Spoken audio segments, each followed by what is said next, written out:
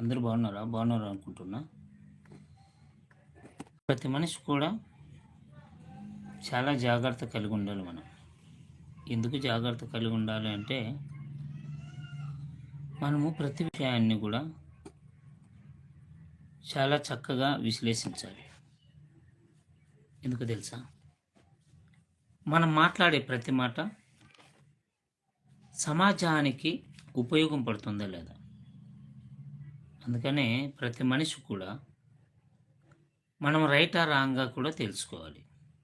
ఎందుకు right wrong అంటే, మనం మాట్లాడేది ఏదైనా కానీ మన ఒక్కరిని కాదు, మన చుట్టూ ఉన్న వాళ్ళని కూడా ప్రభావితం చేస్తుంది. అందుకే వాక్యాన్ని ఫాలో కావాలి. వాక్యంలో ఏదుందో అదే మాట్లాడాలి మనం. వాక్యం లేదుందో అదే మాట్లాడితేనే మనకి మంచిది.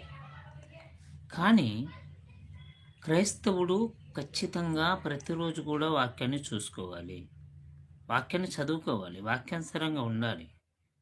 ఎందుకంటే మనకు వాక్యం నేర్పింది ఏమిటి? గుడ్డిగా ఏది నమ్మద్దు. ఎందుకు నమ్మకూడదు గుడ్డిగా? ఎవరు చెప్తే అది నమ్మకూడదు.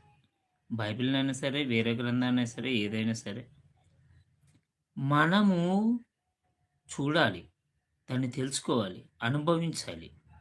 అంటే దాన్ని తెలుసుకొని దాని రుచి ఏంటో తెలుసుకోవాలి. ఇప్పుడు సపోజ్ ఒక ఫ్రూట్స్ కానీ ఒక ఏదైనా రకమైన పండు ఉందనుకో, మనం చాలాసార్లు మార్కెట్లో పోతుంటాం.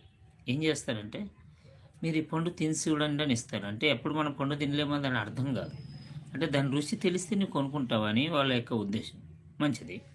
మనం ఒక వచనాన్ని చూసుకొని ఆ తర్వాత ప్రార్థన చేసుకొని వాక్యానికి వెళ్ళిపోదామండి. ఎందుకంటే అనుదినము వాక్యాన్ని చదువుకున్నట్టు చాలా చాలా ప్రాముఖ్యం ప్రతి మనిషి కూడా.